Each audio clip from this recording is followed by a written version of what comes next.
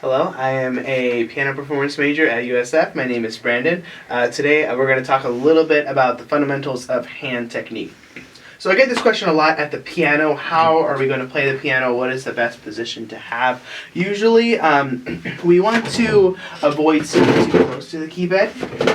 So a lot of times what happens here is students are going to feel a little bit locked, as in we don't have too much motion when we do it. When we want to do it, piano is sort of an athletic position. This is something where we want to have full control of the keyboard. So what I like to have our students sit a little bit back, sit towards the upper half of the bench, and you're going to sit a little bit out. Your feet are going to be planted out, and now I have a good ability to hit all the keys. I am more in control when I play. Now, as far as hand position goes, what kind of calculates a good curve? You may have heard some people say kneecaps. I've heard some people say, I had a teacher tell me what's oranges or think baseballs. My favorite way to describe it, everything in piano needs to feel natural.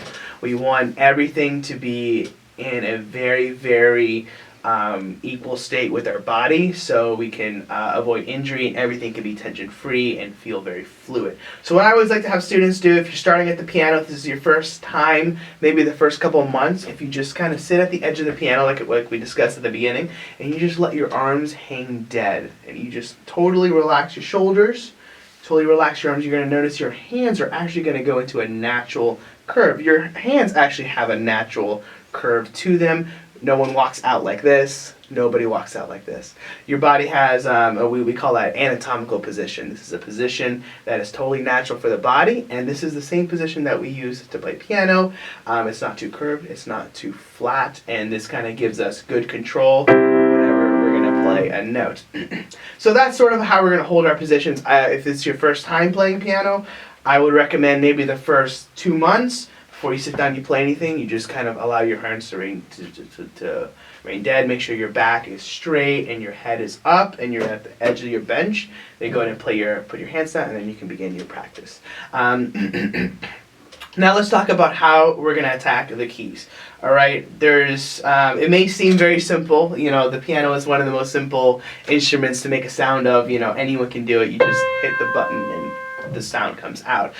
It's a bit more complicated if you want to make really, really lovely sound, if you want to have a beautiful tone. A lot of time and effort has been spent, a lot of research has been done on how we're going to play the piano so we can get beautiful singing tone. So how we do that a lot is the weight of our arm. So instead of using the individual fingers to do sort of this karate motion of slapping the keys like a hammer, this doesn't really bend well for the piano because we don't have too much control when we play. We want to have control. So we want to essentially use the weight of our arm. Our arm has a lot of weight to it. It's a very heavy part. If you actually just lift it and you let your arm hang dead, you can actually feel how heavy your arm is. And this is what we use to play the piano. So I always like to have students think when they come here, imagine like your hand is going to be dropped and you're going to go all the way down until the key hits the bottom. You don't want to sort of make to where you're not really making good sound. You want your sound to be nice and firm. And this way you're going to get very, very lovely tone. And you're going to feel a lot of control when you play.